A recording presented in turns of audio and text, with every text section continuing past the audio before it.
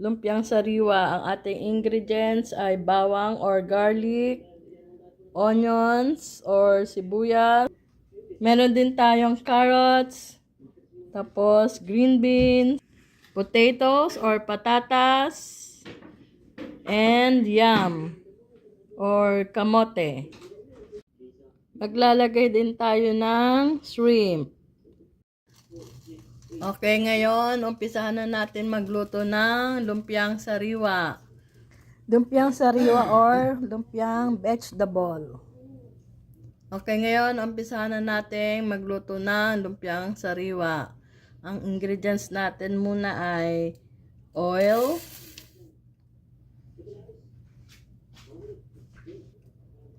lagyan din natin ngayon ng garlic. Magtira tayo para sa sauce ng lumpia na for garlic.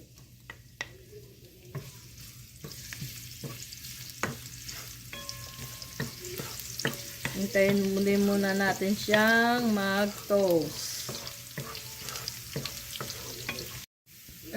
Ngayon ay toasted na ang garlic. Lagay natin ang onion.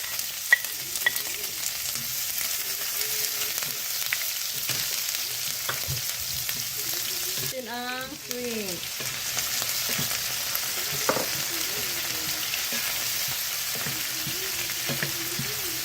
Nasunog ang ating garlic.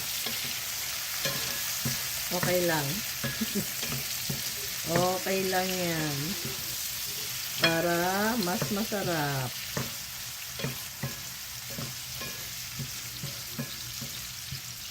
Sunod natin ang yam or kamote.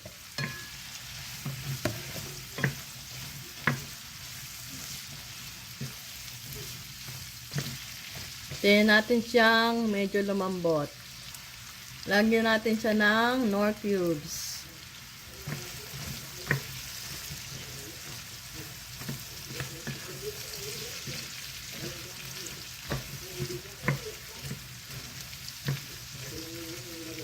Bye, Jasmine! Ingat ha! Yung anak ko ay umalis na at may volunteering sa Bellevue, Washington. Requirement daw nila yun sa graduation. Kasi gagraduate na siya ngayon. Ngayong June. Pumapasok siya sa University of Washington. Hintayin nating lumambot yung yung yam or kamote. Next nating ilagay ay ang carrots. I don't know how do you pronounce it. Basta na para hindi makasama ang green beans.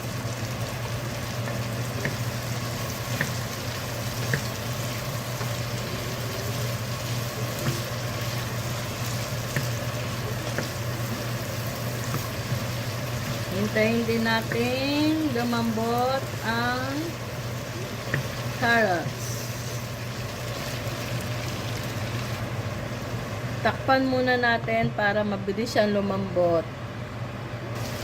Now, lagay na natin ang potatoes or patatas.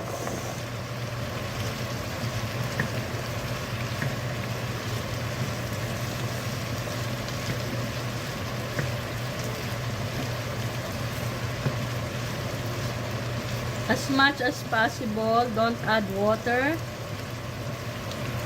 Kasi para pag binalot na natin siya sa lumpia wrapper, ay hindi masisira ang wrapper. Lumpia wrapper. Kaya hindi natin siyang lumambot. Anyway, magpo-produce na to ng kanyang own juice, water. Dun. Takpan muna natin uli. Hintayin natin siyang lumambot. Nag-produce na siya ng sarili niyang water from the vegetable set. Then, lagyan na natin ang green beans.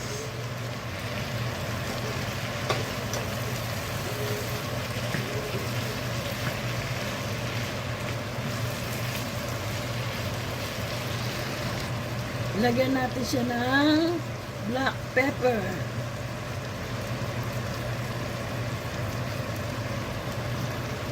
Now, luto na yung ating vegetable.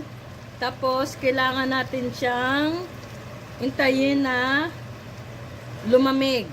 Kasi mahirap. Pag binalot mo doon sa lumpia wrapper, masisira. Masisira yung lumpia wrapper. Hindi maganda pagkakabalot. Habang hinihintay natin yung lumamig yung vegetable, gagawa tayo ng lumpia sauce. Lalagay tayo ng 3 cups of water. Ito ay 2 cups lang. Dadagdag pa ako.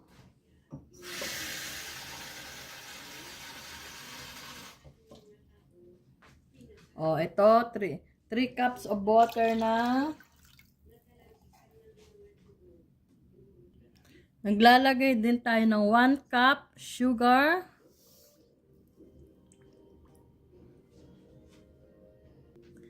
Maglalagay din tayo ng 3 teaspoon of cornstarch. So, I have a half teaspoon here. So, 1,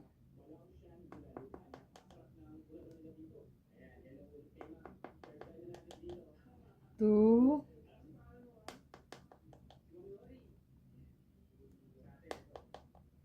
3. Maglalagay din tayo ng 3 tablespoon of soy sauce.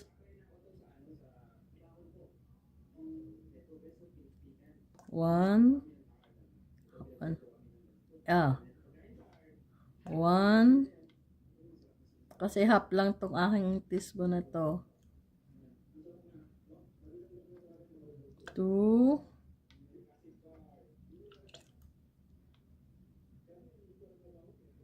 3 tablespoon of soy sauce. Tapos, haluin lang natin. Pagsama-samahin natin siya.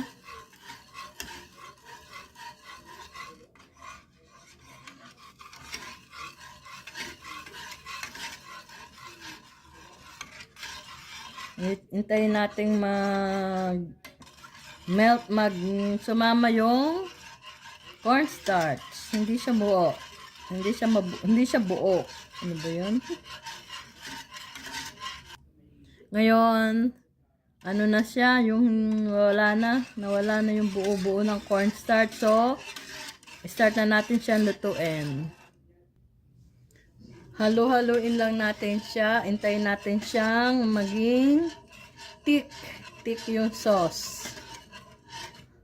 So, mahirap nga lang to kasi kailangan haluin. Kasi para hindi mag-stick yung sauce. Mag-stick sa ilalim. Mamuo-muo. Maging thick. Mga ba yung thick? Basta thick. Lagyan din natin siya ng 1/4 na salt. Kasi walang lasa. Hindi nakasapat yung soy sauce para magkaroon siya ng lasa. Tingnan natin kung may lasa na siya.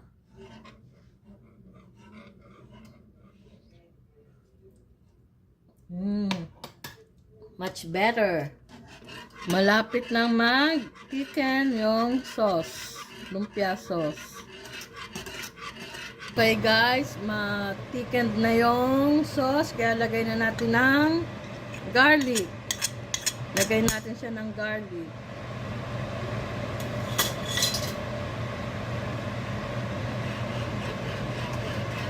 Yan. Wag naman masyadong very very thick yung sauce nyo kasi hindi maganda. Pero okay na kung gusto nyo. Pero sa akin tama na to. Ayan, luto ng ating lumpia sauce. Okay guys, ngayon ay babalutin na natin ang lumpia.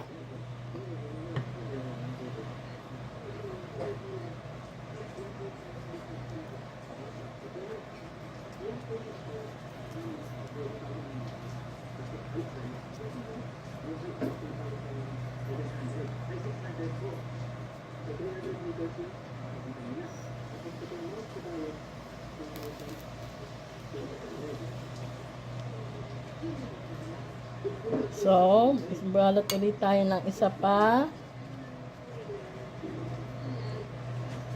Itupi. At pagkatapos, paikutin. Lagyan natin ng cornstarch na minix sa water para mag-seal. See? Eh, there you go.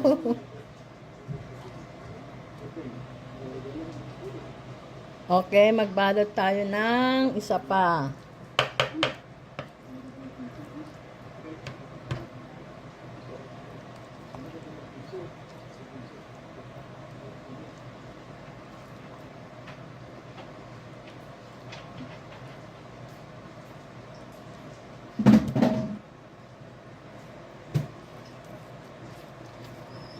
Sa dalawang dulo,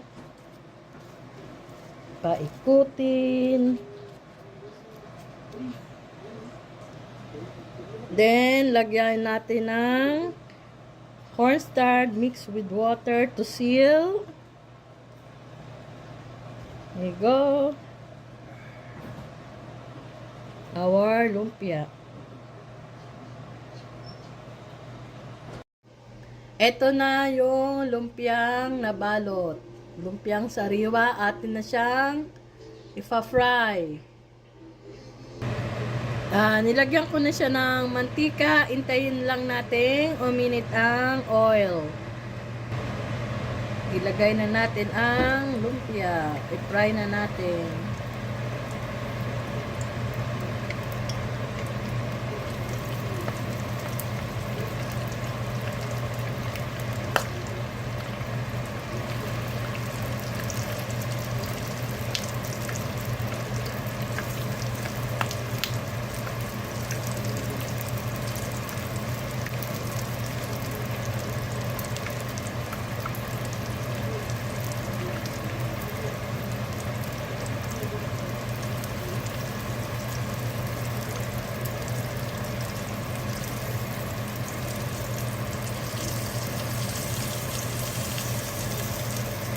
Hintayin lang natin mag-brown ang lumpia wrapper. Anyway, luto na naman yung vegetable.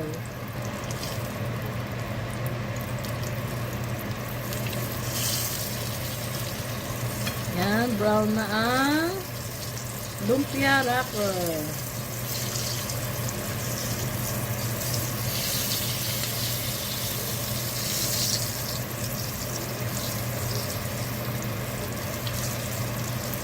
Maganda talaga na pang seal ang cornstarch.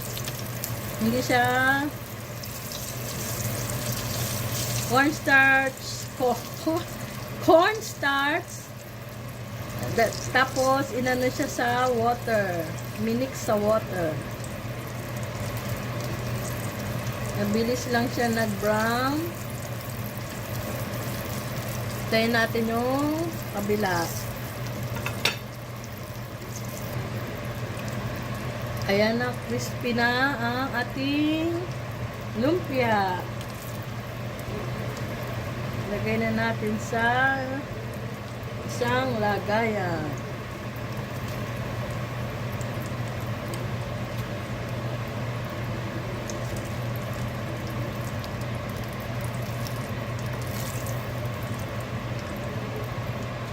Guys, eto na. Luto na yung ating lumpiang vegetable.